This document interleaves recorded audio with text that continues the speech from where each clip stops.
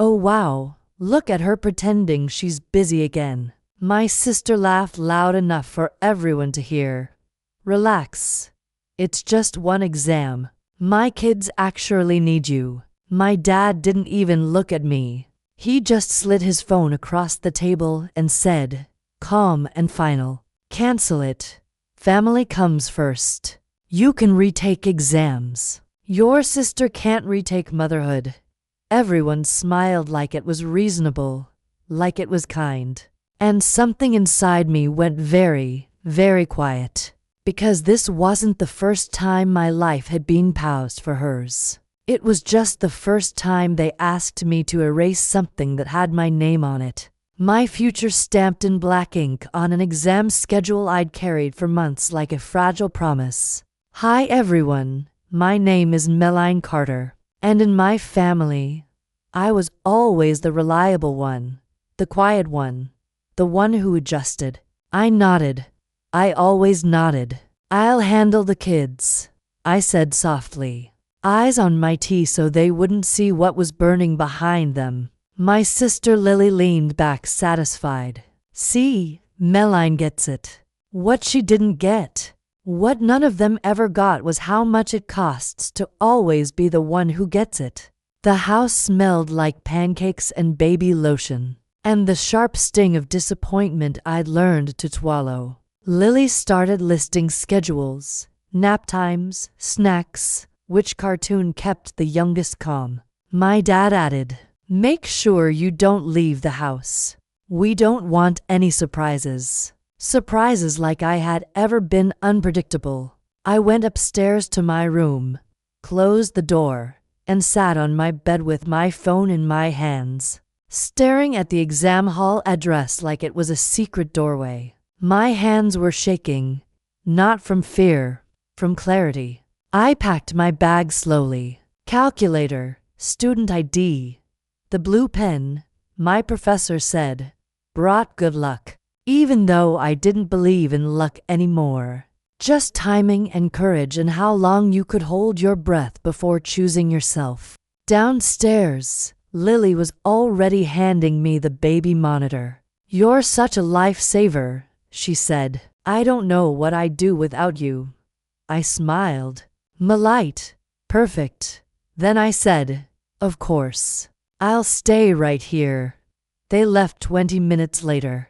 Convinced my world had shrunk again to fit inside their plans.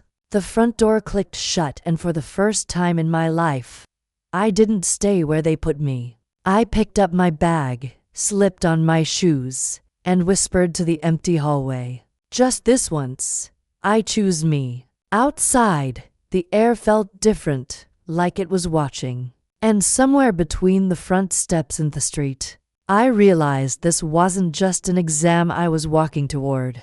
It was the moment they'd never forgive me for, and I hadn't even done it yet. The bus smelled like cold metal in someone's cheap cologne. My knee kept bouncing, not because I was late. I wasn't, but because I kept waiting for my phone to explode in my hand. For Dad to realize the house was too quiet. For Lily to notice the baby monitor still on the table. For someone to finally see the gap where I always stood. My phone stayed silent. Outside the window, the city slid past in gray blocks and wet pavement. I watched students climb on and off, clutching folders, whispering formulas, living inside futures no one had tried to cancel for them. I pressed my student ID between my fingers like a shield. At a red light, my phone buzzed. Dad, where are you? Dad, Lily just called. The kids are crying. Dad, don't do this. Melanie? My throat tightened, but my hand stayed steady. I typed nothing. Not yet. When the bus stopped near campus, I stepped down into a wind that smelled like rain and coffee and something sharp and awake. My shoes splashed through a shallow puddle, and I laughed under my breath. A small broken sound like I'd forgotten how. The exam hall was already buzzing.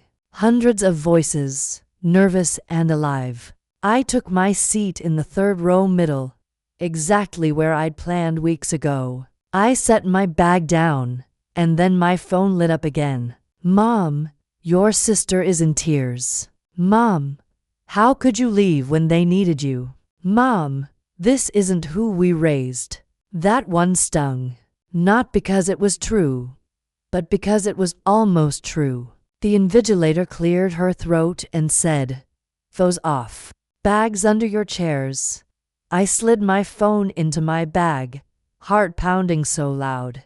I was sure the girl beside me could hear it. For a second, guilt tried to drag me back. The old reflex, the old leash. Then the papers landed on my desk. My name was printed at the top, and suddenly I wasn't thinking about crying toddlers or angry parents, or Lily's perfect life that I kept holding up like scaffolding. I was thinking about everything I had built quietly in the corners they never looked at. Pens scratching, pages turning, time moving forward without permission. Halfway through the exam, I felt lighter, not happy, not safe, but real. When it ended, my hands were numb, my head spinning, and my chest felt like it had finally taken a full breath after years underwater. Outside the hall, sunlight broke through the clouds in thin gold lines. I took out my phone. 37 missed calls and one message that made my stomach drop. Lily, if something happens to my kids, this is on you. My fingers hovered over the screen. Then I opened my camera, turned it toward the campus sign behind me, and took a photo. Proof I had chosen something they never chose for me. I didn't send it yet because I didn't realize that they were already building the story, where I was the villain and I was about to give them the picture to hang it on. My thumb hovered for a long second. Then I sent the photo. Campus sign, blue sky. My exam slip still in my hand. No caption, no explanation, just truth. The reply came fast. Mom, are you serious right now? Dad, you chose this over your family. Lily, I can't believe you'd be this selfish. Selfish? That word had followed me my whole life like a warning label I was terrified to earn. And now with one photo, I finally had. My chest burned, but something else rose with it. A strange, steady calm. I typed one sentence. Me. I chose what you always told me mattered. Then I put the phone in my bag and started walking. Behind me, campus life kept moving. Laughter, cars, a street musician playing a song that sounded too hopeful for the way my stomach hurt. I walked until my legs shook, until the adrenaline drained and left only the ache. That's when I realized something terrifying. They weren't mad because I disobeyed. They were mad because I proved I could, because once I stopped showing up on command, their control had cracks in it. My phone buzzed again and again. But the message that finally froze me wasn't angry. Who is careful? Dad, come home. We need to talk about what you've done. Not what happened. Not how are you. What you've done. Like I was a problem that needed fixing. I stared at the screen, heart sinking, as I knew that tone.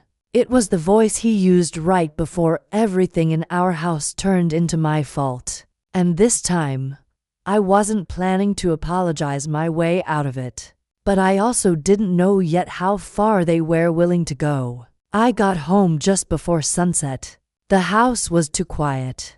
The kind of quiet that feels staged, like everyone already agreed on their lines before you walked in. My dad was sitting at the dining table. My mom stood by the sink, arms crossed. Lily was on the couch, eyes red, phone in hand like she'd been crying for an audience. No one asked if I was okay. Dad spoke first. Come controlled. Dangerous. Do you have any idea what kind of position you put your sister in today? I set my bag down slowly. You told me to skip my exam. Mom cut in sharp. We told you to help your family. I looked at Lily. You never asked. You just assumed. Her mouth trembled, but her eyes hardened. Because you always say yes. Dad leaned forward. And today you embarrassed us. Your mother had to leave work. Lily had to rush home. Do you know how that looked? That's when I understood. It wasn't about the kids. It was about inconvenience, about image. I passed my exam, I said quietly. No one smiled. Dad shook his head. That's not the point. And there was the sentence that had ruled my life. Not the point. My hands curled into fists. So what is the point?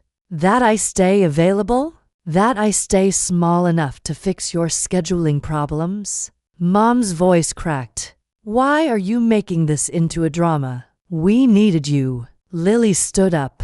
And now Dad's saying, maybe I shouldn't let you near the kids anymore because clearly you don't care. The words hit harder than shouting. Not just blame, but punishment. I felt something shift in my chest. Something fragile, snapping. I cared enough to raise myself, I said, because you were all too busy choosing her. Dad's chair scraped back. That is enough. He pointed toward the stairs. You owe your sister an apology. Now, for a moment, I almost gave it. Muscle memory is powerful. But then I saw it clearly. If I apologized, today would become proof that my future was always negotiable. I lifted my chin. No. The room went dead still. And in that silence, I realized this family had never learned how to deal with a version of me that doesn't bend. Dad's face changed first. Not anger, calculation. If you're going to live in this house, he said slowly, you follow this family's rules. Mom added, softer, but just as sharp. And families make sacrifices. I laughed once. It slipped out before I could stop it. Not funny, just tired. So that's it. I said, my education is optional, but Lily's convenience is law. Lily crossed her arms. You're acting like a victim. No one forced you to stay here all these years. That landed hard, but it was half true and half cruel. Dad stood up. Maybe it's time you learned what independence really costs. He walked to the hallway cabinet and pulled out an envelope. My name was on it. My scholarship paperwork. The documents I'd begged him to mail months ago. The ones he promised were already sent. My stomach dropped. I didn't submit these, he said. I was waiting until you showed more commitment to this family. My vision blurred. You used my future as leverage. Mom whispered, we just wanted you to prioritize what matters. Something cold settled in my chest. They hadn't just asked me to miss an exam. They had been controlling my path the whole time. I picked up the envelope, hands shaking. You don't get to decide my life anymore. Dad's voice hardened. Then don't expect our support. I looked at each of them, at the people who raised me to be useful, not loved. And in that moment, I knew this wasn't about babysitting. This was about ownership. And I was done being something they thought they owned. I didn't cry. Not there. Not in front of them.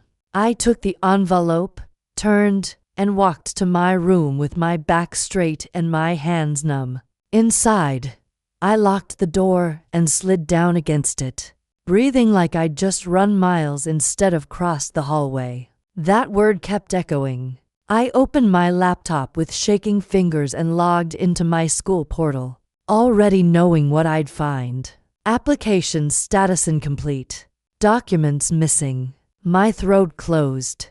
Then I saw the deadline. Midnight, 3 hours away. I wiped my face, scanned every paper in that envelope, uploaded files, typed until my wrists HAD. When the confirmation screen finally popped up, I pressed my forehead to the desk and whispered, please. Outside my door, I heard Lily's voice. She's being dramatic. She always does this when she doesn't get her way. I smiled through tears. As for once, I wasn't doing this for them to notice. My phone buzzed. Unknown number. I answered. Hi, this is the University Housing Office. We received your emergency accommodation request. Emergency? I hadn't meant it to sound that bad, but I didn't correct her. Yes, I said, I can come tonight. When I opened my door with my backpack on, my dad looked shocked. You're really leaving? I met his eyes. Come clear. I already left, I said, and this time, no one told me to come back, but I could feel it. They weren't done with me yet. The dorm hallway smelled like detergent and lives starting over. Someone was laughing behind a door. Someone else was crying. It felt strange how normal the world stayed while mine was breaking and rebuilding at the same time. I dropped my bag on the narrow bed and finally let myself breathe. Then my phone lit up. Not Dad. Not Mom. Lily. Lily. Dad says, if you don't come back and apologize, they're cutting you off completely. Lily. No more help. No more home. No family. I stared at the word family like it was written in a language I didn't speak anymore. Me. You already chose who matters. 3 dots appeared. Disappeared. Then, Lily, you know, I didn't ask for this. Lily, you could have just helped like always. Like always. There it was again. The expectation that my existence was a service. I typed, then deleted, then finally sent me loving you shouldn't mean losing myself. Minutes passed. Then the message that changed everything. Mom, if you walk away now, don't bother coming back. Don't call us when you fail. Don't ask for anything. I felt the last thread snap. Not loud, just clean. I set the phone face down on the bed and sat in the quiet, realizing something terrifying and freeing at the same time. They thought this was punishment, but what they were really giving me was permission, and I was about to use it. 2 weeks later, my phone rang during a study break. Dad's name. I almost didn't answer. Almost. His voice sounded smaller. Your mother's car broke down. We need someone to pick Lily's kids up from school. Lily's stuck at work. We thought maybe you could help. Just this once. Just this once. The same words they used when they asked me to shrink. I closed my notebook slowly. Around me, the dorm common room hummed with quiet ambition. Students building lives no one had put on pause. I have class, I said. He exhaled, frustrated. Meline, be reasonable. Family. I know. I cut in gently. Family comes first. Silence. Then Mom took the phone. Her voice was tight. So, you're really doing this? Punishing us? I looked at the calendar on my wall. My exam dates. My housing approval. My part-time job schedule. No, I said. I'm choosing, she whispered, after everything we did for you. And that's when it finally came out, calm and steady and unshaking. You did what benefited you. I did what saved me. Another pause. Dad's voice again, rougher now. So you won't help. I thought of the little girl who learned early that love meant being useful. Then he thought of the woman who finally learned that love shouldn't cost her future. Of course, I said softly. My mother's breath hitched with relief. I won't. And for the first time, their disappointment didn't feel like a verdict. It felt like freedom. I hung up, went back to my notes, and kept studying. Not because I was angry, but because I was done sacrificing tomorrow to fix their today. And somewhere in that quiet, ordinary moment, I understood. Revenge doesn't always look like shouting.